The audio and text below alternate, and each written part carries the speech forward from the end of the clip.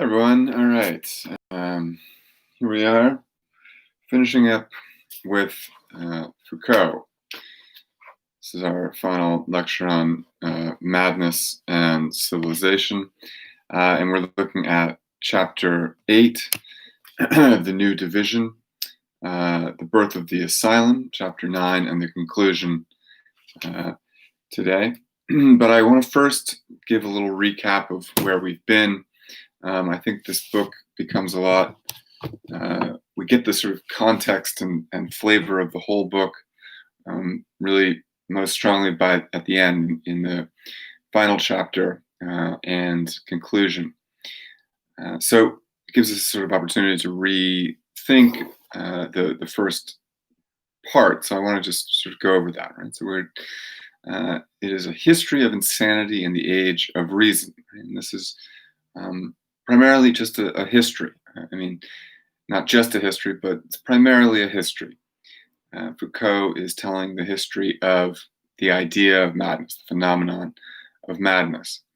And throughout, right, we get these sort of implications about philosophy. And specifically, I think we can understand it as an evaluation of the sort of real and material manifestations of modern ideology. So we begin in the Renaissance, right, where reason is folly. Madness is understood as folly, as unreason. And this is one of the major distinctions that Foucault makes throughout that I think is a little bit unclear. It's not spelled out explicitly. It's the distinction between madness and unreason generally.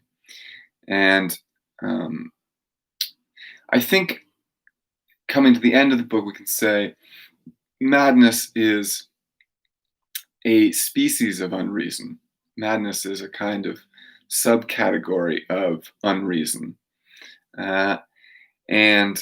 But unreason can take other forms. And we can have unreason without madness, but we can't have madness without unreason. Right? So unreason is found not just in madness, but also in the passions, in imagination, in other forms of folly, delirium. Unreason is found also in dreams. Unreason is common. Unreason, as we'll see by the end, seems to be as an essential part of being human as reason. Right? I think that this is, we might say, one of the sort of morals of the book. Maybe we wouldn't use the word moral, but one of the points.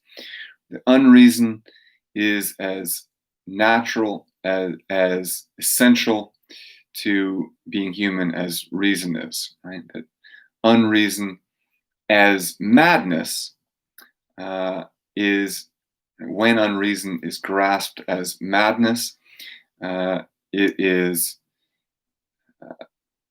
alienated and removed from society, right? Madness is sort of way of attempting to get rid of unreason, right? Of confining unreason. So to think about what unreason might mean without madness, and to sort of reactivate this distinction between madness and unreason, reactivate the idea of unreason itself as something other than just madness. So madness begins in the Renaissance age as a certain kind of unreason, and where unreason generally is considered extremely common, universal. And we see in Erasmus's In Praise of Folly this idea that unreason is everywhere. Unreason is pride. Unreason is, any kind of egotistical delusion that an individual might harbor. So unreason is really not anything threatening or dangerous. Madness as such doesn't really exist. I think now, having come through this book, we can see the importance of this beginning, right? To this distinction between madness and unreason, where madness sort of emerges out of this more general phenomenon of unreason, which is not a threat, is not clinical, but is a sort of commonplace experience among all people. I'm just listening to the 3-year-old downstairs scream in an outbreak of unreason, right? So madness emerges in the Renaissance from out of unreason, and the first response is this version of confinement that has all these metaphorical valences, right? The mad are sent out to sea, away from the firm land, the dry land of reason, right? Firm grounding of reason, the madness of the sea. And in the classical era, this madness that begins to develop in the Renaissance era is, again, sort of not fully distinguished from unreason, but is madness is grouped together with other sort of examples of what might have formerly been called unreason. In particular, madness was grouped, or the mad were grouped with the poor, with the idle, the lazy, and any other sort of undesirable segment of society. It is after the Renaissance, in the classical era, 17th century, where we get the beginning of confinement, right? This broad confinement that is leads through the classical era through the second half of the 18th century, the 1700s, where the mad, along with the poor, the idle, and other undesirables, are sent into confinement. Right? They're removed entirely from society. Cordoning off of madness from society, right? Where madness is viewed as distinct from unreason. Unreason is found in imagination or dreams, or as a sort of common experience of humanity, but not as this sort of medical thing that it's going to become. Right, in the classical era, madness is the form of unreason that is most pure. Right, it is viewed as the kind of inverse, the negative space surrounding reason, and given the alignment between reason and being that we find in Descartes, for example, right? That the only thing that truly is that which can be known through reason, right? Being and reason are identical. What is reasonable. And so what is unreasonable, what is mad, or doesn't align with reason, must be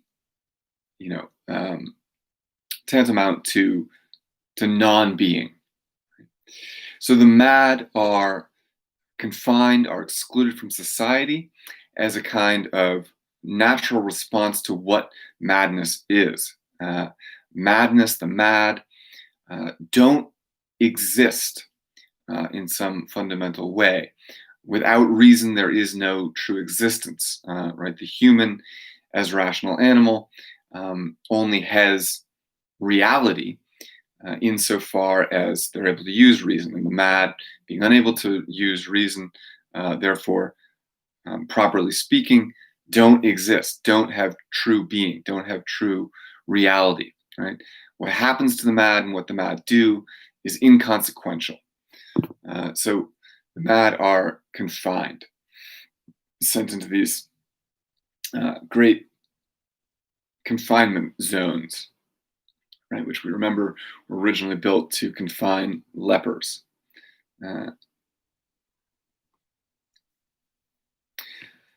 So confinement erased madness, right? We can see this in line also with what Foucault says about Descartes, right? Descartes enacts the great exorcism of madness.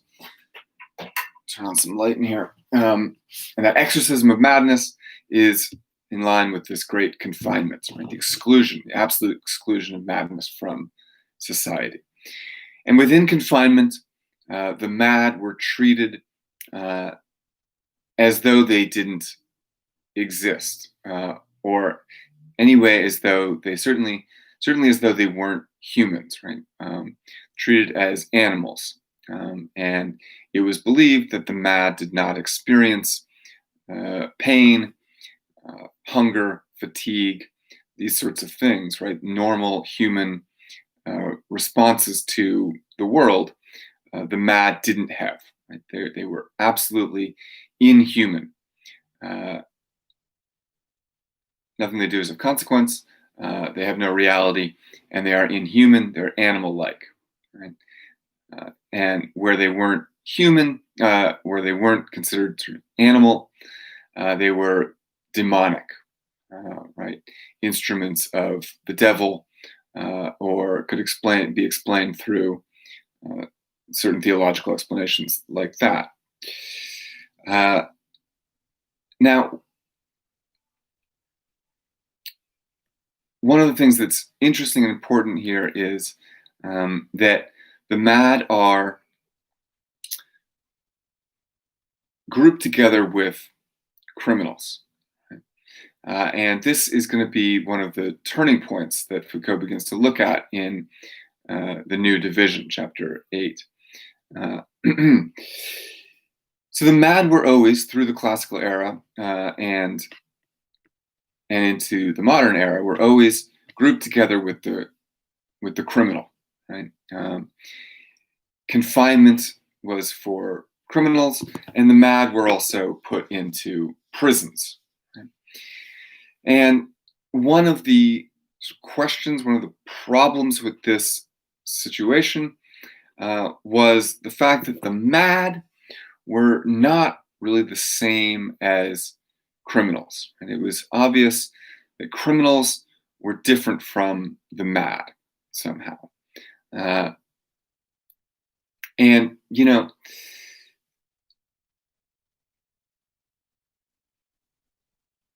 this link between criminality and madness is still very much with us today. And I think that is, you know, Foucault doesn't talk about that, but the implication is certainly there. You know, on the one hand, we sort of associate madness with kind of lawlessness, right? What is it that characterizes the mad person as mad? The fact that they don't fear consequences in the way that the unmad do, right? To be around a mad person is still sort of thought about as being around like an animal, in the sense that you don't know what they're going to do. They're unpredictable. Now, I'm not talking about you know, if you know someone with mental illness or something like that, but right, just sort of the general idea of insanity, the place that insanity holds in the popular imagination is still very much linked to criminality, right? The insane are unpredictable, and what that means is they aren't going to respond the way that quote unquote normal person would respond, but specifically there's this sort of threat of criminality, threat of violence, of a sort of predilection or predisposition for criminality, for violence. And the inverse is true also, that the criminals are sort of understood as being not wholly sane, right? There's something insane, something irrational, uh, something mad about criminality, right? Uh, all this to say that I think, and I'd be interested to hear what other people think, that there's still a link in popular imagination between madness and criminality. Um, what separates the criminal from the insane is that the criminal generally acts with intentionality, right? Uh, whereas the insane person does not. The intentionality of the mad person may not be rational, but there is a sort of recognizable human intentionality to crime. Right? I steal to eat. I murder to out of jealousy. Right? Something along those lines. Um, by contrast, madness is, as we saw last time, sort of the eclipse of all recognizable human intentionality, uh, all recognizable human desire or machination and aim. Uh, so madness is a kind of complete overcoming of the human, whereas criminality is a kind of perversion or misuse of human power. Right. So the mad uh, are distinct from the criminal. Uh,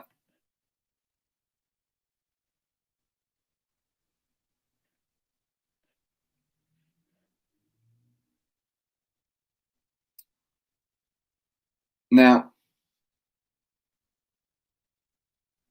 so we'll come back to that in a moment when we when we get into the final chapter before the conclusion, where we're talking about the birth of the asylum and what sort of leads to the end of confinement. But we begin, Foucault begins the chapter on the new division by thinking about the fact that this madness in confinement is never completely removed. Madness remains present, and it remains present sort of subterraneously. It remains present in particular in the prisons. Right? Madness may not be visible from within society, but for those who go to prison, madness is very much on display. Right? So if you go to prison, you come into contact with the mad. If you work in prisons, you come into contact with the mad. In certain segments of society, madness is still there. Right? Madness continues to exist, continues to haunt modernity. And in encountering, right, or rather in thinking about the relation between the mad and criminals, what begins to happen is that people begin to see there needs to be separation between the criminals and the mad. Uh,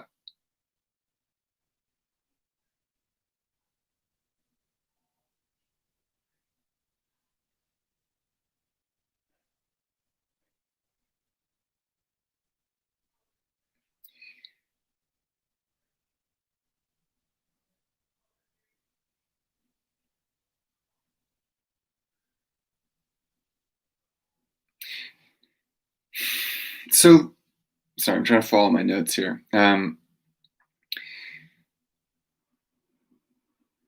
So confinement, I mean, again, we'll return to this idea about the intermingling of prisoners with the mad in just a moment, but I want to reflect a little bit more uh, on the bigger themes here. Um,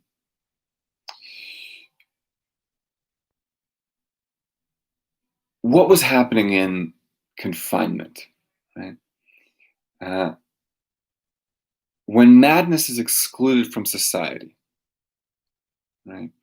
Uh, we cut ourselves off from this unreason, which is an important part of being human. Cut ourselves off from uh, an aspect of our being, right?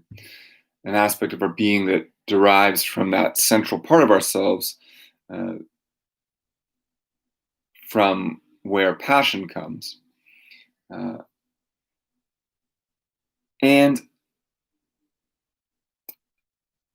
there's a more subtle point here that I think Foucault wants to make, which is that confinement was not strictly about control. It was segregation, right? And in fact, in madhouses, there was control, but it was physical control, right?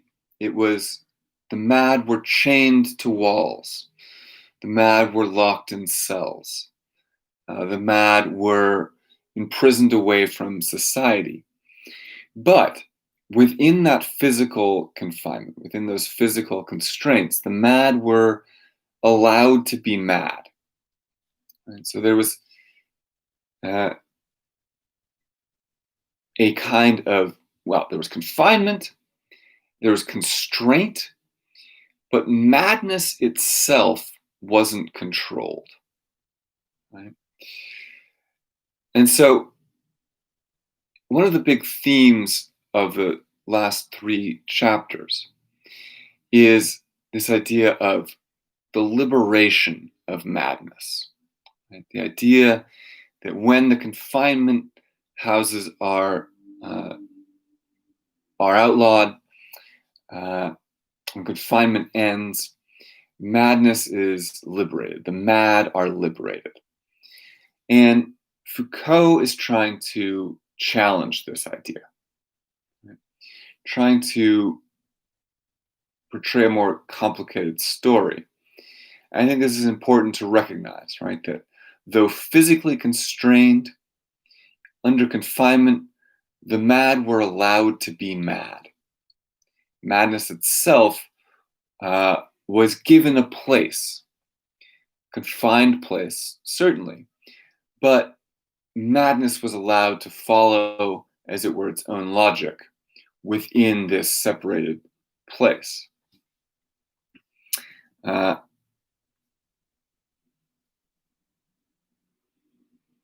and as we'll see, the form of control, the form of confinement changes in the modern period, in the 18th century, and continues into the 19th.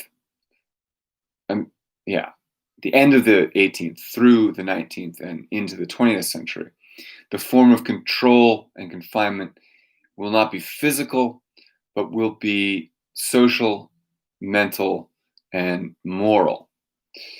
And really, this is Foucault's big point, right? That psychoanalysis, psychiatry, are forms of confining and controlling madness, but in non-physical ways. We'll have opportunity to talk about that a lot more, but I want to push on a little bit more here. Why is Foucault interested in this? Why are we reading this book? Something that I've had trouble sort of articulating up until now. Obviously, it relates to Freud, it relates to Descartes, it relates to Sartre relates to all the things that we've been discussing: reason, freedom, uh, society, and individual. Uh,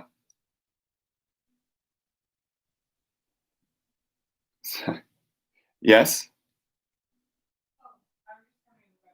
Okay. Um, oh, cool. No, sorry. All right. Uh, why are we talking about madness?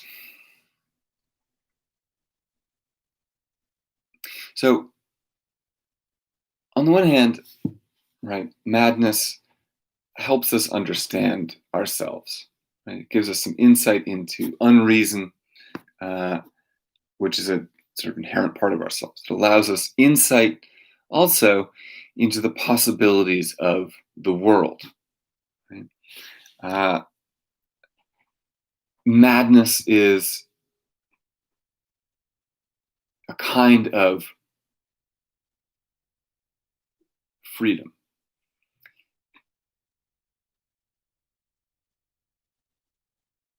It presents to us a way, an alternative way of being. Maybe not a good way of being, but it shows in this contradiction to reason, uh, sort of the fragility and non necessity of reason. And in that sense, it shows the variability of human thought and the non necessity of the quote unquote rational way of life. Without madness, there's only a certain idea of right. Without madness, there is only uh, the necessary structure of society. We could say, really, that madness is created by the structures of society, and that by observing madness, thinking about madness, we can see uh, those structures.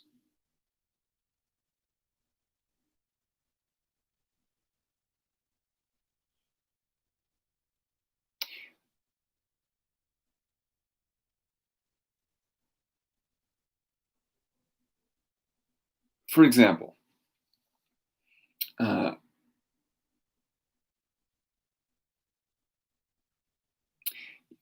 I think this is one of the major reasons. Well, I don't know. One of the major reasons is certainly something to take into consideration in thinking about why Foucault is writing about madness. Foucault was gay, um, and certainly in the 1960s, when he was writing this, and through the 1980s, homosexuality was considered a form of mental disorder. Uh, to be gay was to be mad, to be mentally ill. Right? To have homosexual impulses were symptoms of a kind of psychological disorder, one that could presumably be cured through psychoanalysis, through psychology, through right mental health. Now, why is homosexuality considered a form of mental disorder or mental illness? And sort of what is it? How does this relate to what I was just saying? Um, to see,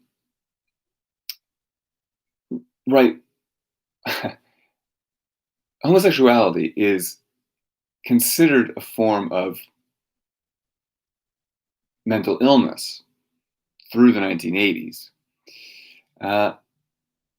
because society deemed it so, because the doctors said it was. Right? Uh, and why would it be considered such? Because it goes against the norms of society. Right? Uh, the norms of society say sex is for reproduction. Homosexual sex doesn't lead to reproduction, therefore is a perversion, and therefore unhealthy and a sign of mental illness. Uh, Homosexuality, because it isn't focused on reproduction, is also therefore uh, a threat to the family unit and to family values. This is still very much, one of the reasons why conservatives and why there's sort of objection to homosexuality, why homosexuality is still stigmatized, because it goes against the norms of society, right? And so, what I was trying to get at is society, the psychoanalytic institutions deem homosexuality to be a form of madness because that behavior, homosexual behavior, challenges the norms of society, right? It must be a form of mental illness because it challenges the norms of society. However, by then going and examining that form of quote unquote madness, right? What we discover is someone's calling to tell me to vote. By then examining, an individual homosexual culture, what we discover is not that homosexuals are mentally unhealthy, or that the fact of being homosexual doesn't make one mentally unwell. We see instead that homosexuals are able to live a healthy and happy life outside the norms of society. And so, right, society determines what counts as madness, and where madness can be,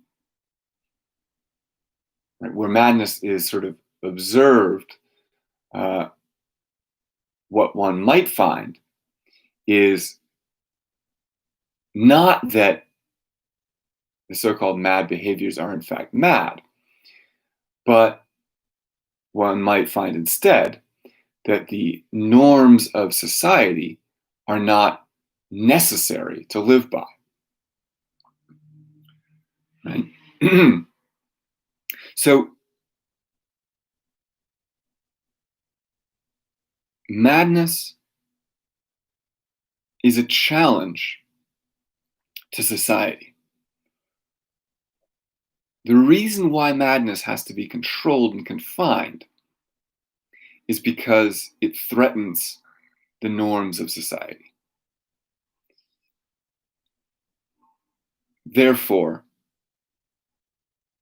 what counts as madness will change based on what's considered normal. Right?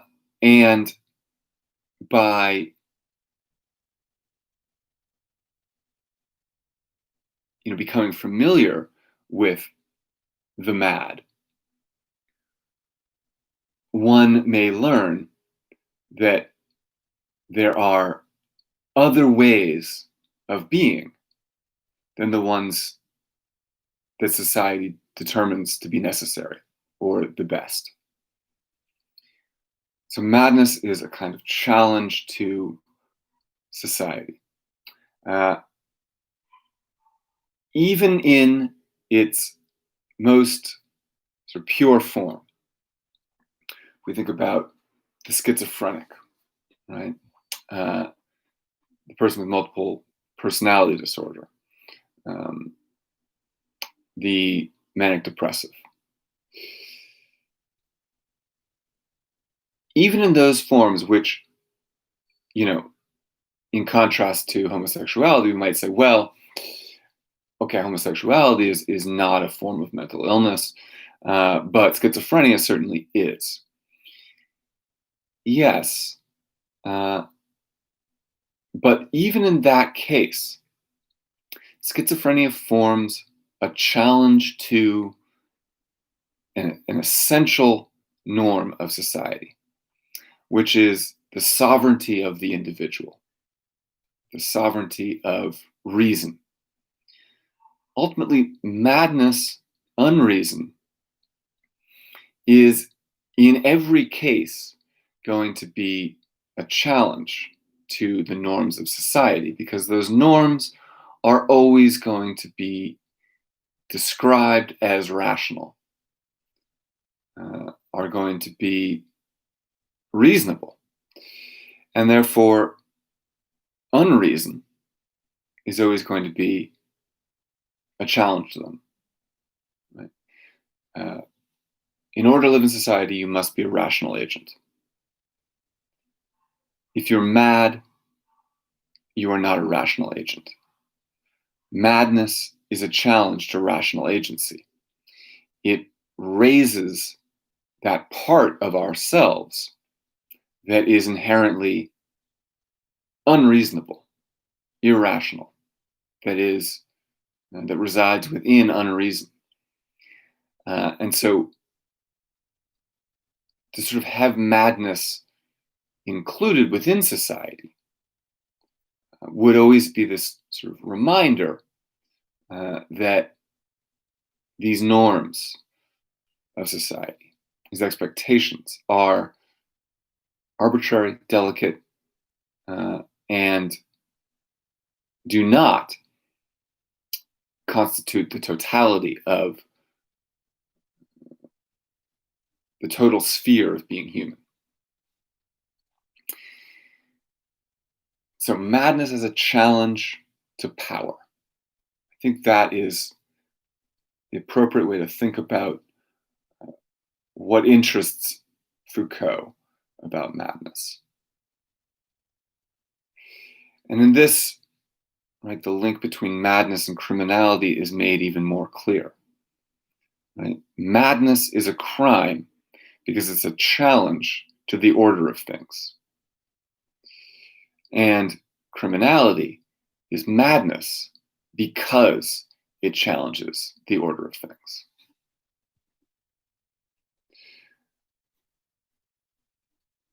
Okay.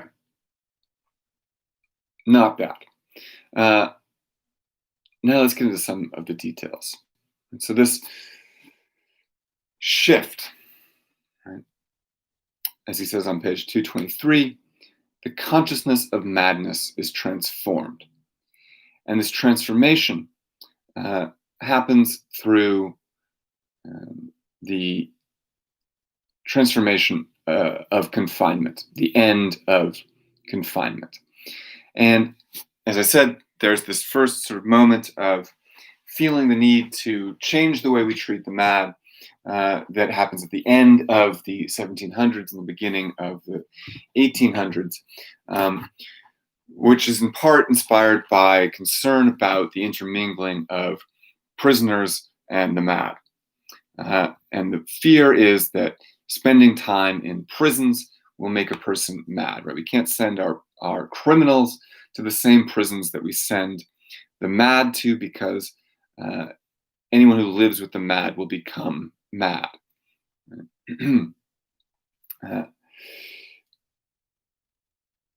But also, right, this is combined with a new sort of feeling of sympathy for the mad. Sympathy that the mad don't deserve to be punished in the same way that criminals deserve to be punished.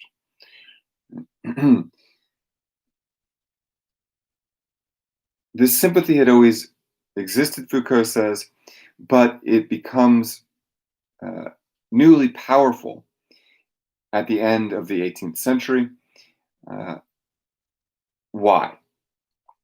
In part because of a new sense of responsibility that occurs at the end of the 18th century. What happens at the end of the 18th century? The two of the most important democratic revolutions, but really the most important democratic revolution is the Revolution of France in 1789. And what happens in these democratic revolutions is we get a new sense of individual responsibility. The idea that every individual is responsible for themselves, and really that individual responsibility is the foundation of society. Right? A democracy is founded on individual responsibility. A capitalist democracy, a liberal democracy, in both political and economic organization, depends on a responsible, rational, autonomous agent. Right? That is what makes up society. And so the criminal is especially deserving of punishment because they are responsible for their acts. They must be punished as individuals. But the mad are not mad because of anything that they've done. Right? They aren't. Their madness is not a consequence of their own action, and therefore they are deserving of sympathy. So a new kind of sympathy that arises as a result of these democratic revolutions. On page 224, Foucault notes this, right? Certain imperceptible shifts in its structure, the structure of the conception of madness, or at times certain violent crises gradually formed the awareness of madness contemporaneous with the revolution. So Foucault is here sort of outlining, we might think of history as hinging on these major events. Right? Things were one way, and then the French Revolution happened, and everything changed. Right? In France, there were the pre-revolutionary social structures that existed right up to the point of the revolution. Then there was the revolution, and afterwards, an entirely new set of social structures were put in place. Foucault sees history very differently. Right? The revolution itself is rather one example of a much larger shift that begins to take place at the end of the classical period. The revolution certainly is the most visible and one of the largest manifestations of this cultural shift. But this cultural shift is not caused by the revolution. Right? We can see this shift taking place across society prior to the revolution. And in one of those manifestations is in this changing attitude toward madness, toward confinement.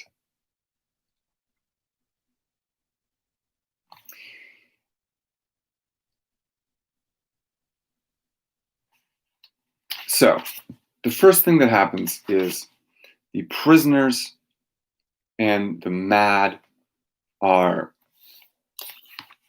distinguished from each other. Right?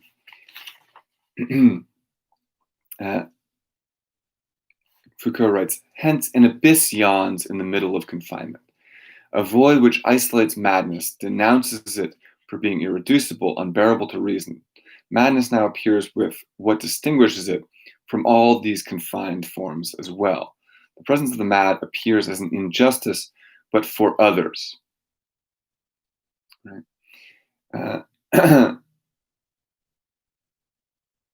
The undifferentiated unity of unreason had been broken. Madness was individualized, strangely twinned with crime, at least linked with it by a proximity which had not yet been called into question. So it begins to become, right, distinguished from other forms of unreason. It becomes individualized, linked to criminality. But I think what is happening here, importantly, the end of the classical period, is that true madness, right, as we were just saying, the distinction between we could think of schizophrenia as being true madness, right, and all those other forms of madness, idleness, arrogance, are distinguished, are separated from each other. And so madness begins to take on a much more individuated and specific meaning. It takes on a meaning much more similar to the meaning that we give it today.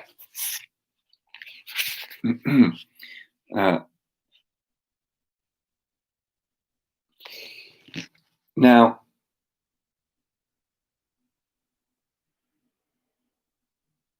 what really causes this individuation of madness, the separation of madness from other forms of unreason, is, again, a social shift. And a social shift that is brought about by changing economy, changing society, and the revolution. What changes is our conception not of madness, but of poverty. Right? Previously, poverty and madness had been linked. The poor could have been confined along with the mad. However, at the end of the 18th century, poverty becomes something different. Poverty is understood not as a consequence of idleness, laziness, which were sort of weak forms of madness, but poverty is now understood as an economic phenomenon. And on 229, he writes, poverty was gradually being freed from the old moral confusions. Men had seen unemployment assume during crises an aspect that could no longer be identified with that of sloth, had seen indigence and idleness forced to spread into the countryside where men had supposed they could recognize precisely the most immediate and the purest forms of moral life. Poverty becomes common. And he goes on, poverty had become an economic phenomenon. Right? And society realized, he goes on, there was a certain quantity of indigence which man would not succeed in eliminating. Right? Poverty is a condition of the economy. Poverty is not caused by madness, and interestingly, not really the fault of the poor. He continues on 230, explaining why this comes about, right? How the poor and the mad are separated. Right? So the mad can be isolated as a unique class, and the poor can be sort of decoupled from the mad. On 230, he writes, indigence becomes an indispensable element in the state. In it is concealed the secret, but also the real life of a society. The poor constitute the basis and the glory of nations. So I just want to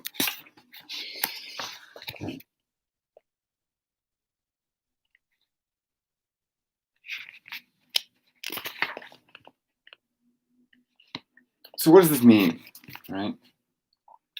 Why had the poor become the secret and real life of society, an indispensable element of the state. And the poor were no longer sort of unpleasant distractions or annoyances the way they were in the Renaissance or the classical period under a monarchical system, under a king. In the new liberal democratic social and political order, poverty is a necessity. One can't do without the poor, right? The poor are required. So they can't be blamed, and they shouldn't be confined or excluded. They must be included. Right? In liberal democracy, under a capitalist system, you have to have poor people. None of it works without poor people. Why? Because liberal economy, capitalist economy, is a competition. And in a competition, there will always be a loser. In order for there to be competition, then, there must be losers. Moreover, in a capitalist society, where you inevitably, necessarily, have winners and losers, you will also inevitably have class stratification, a class of, quote unquote, winners. It's interesting to think about what being a winner really means, right? It just means being rich.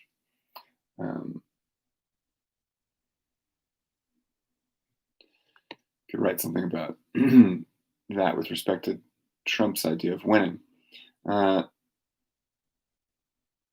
So there must be winners and losers in the capitalist system, and there must then be class stratification between the winners, who are the rich owning class, and the losers, who are the poor working class, right?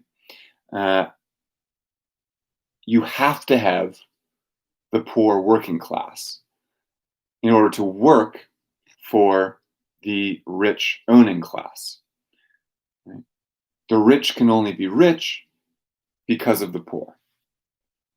So you have to have the poor. The poor are an essential part of the economy. He goes on page 230, the poor constitute the basis and the glory of nations, and their poverty, which cannot be suppressed, must be exalted and revered. Right? So the poor become essential. The poor become an exalted part. So this is, when a liberal democracy exalts its poor, right? You think of, George Bush, or talking about the salt of the earth, right? The hardworking Midwestern values, that sort of thing, right? It's to say, we love the poor. We need the poor. The poor are good, right? That exaltation of the poor comes about around this time with the recognition that the poor are necessary for the rich to be rich.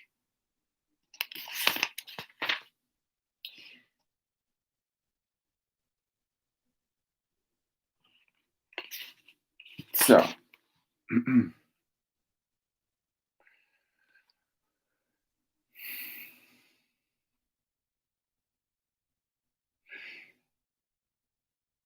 so this in itself is a really interesting sort of moment, right, where the poor are decoupled from the mad at the same time that the criminal are being decoupled from the mad. The mad are being isolated.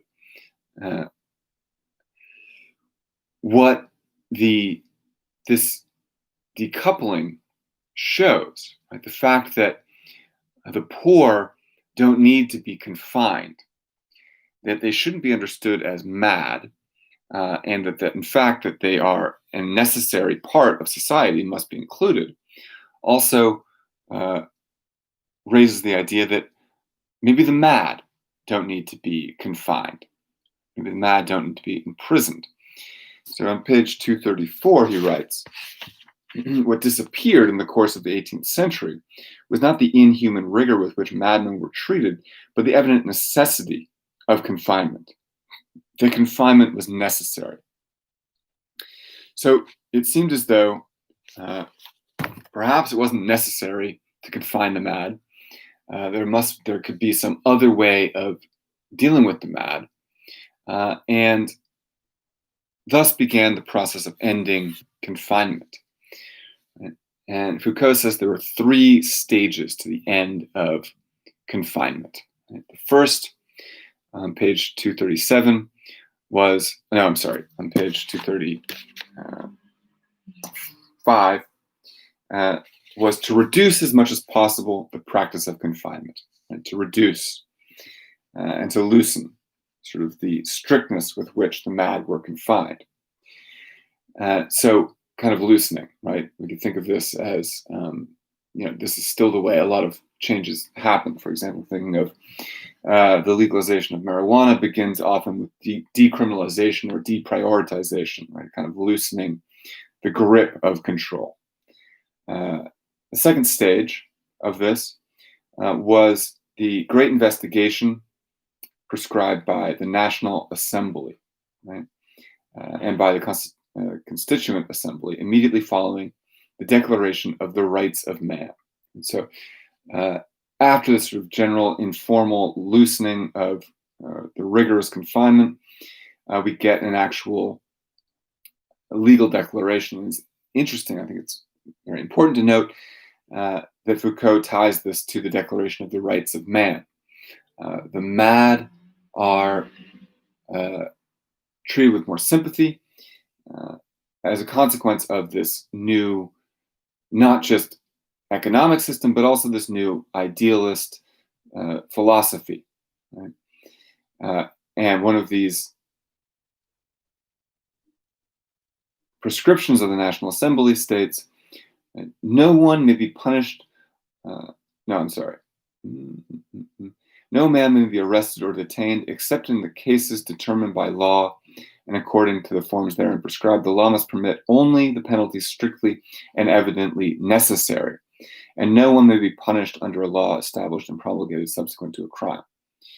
Okay, so the key phrase there is the law must permit only the penalties strictly and evidently necessary. The rights of man dictate no unnecessary punishment, right? And it would seem then that the confinement of the mad is an unnecessary punishment. Okay, so rights of man demand this end of confinement. This, Foucault writes, is the ultimate end of confinement. The era of confinement was over. There remained only an imprisonment shared for the moment by condemned or presumed criminals. So the mad shouldn't be punished according to the rights of man, and therefore we need to treat them differently than criminals.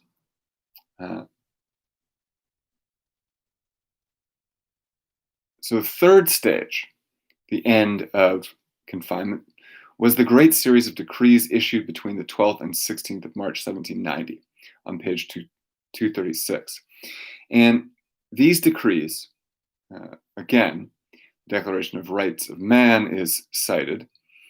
These decrees state that the madman will remain confined, but will have a special arrangement, a different set of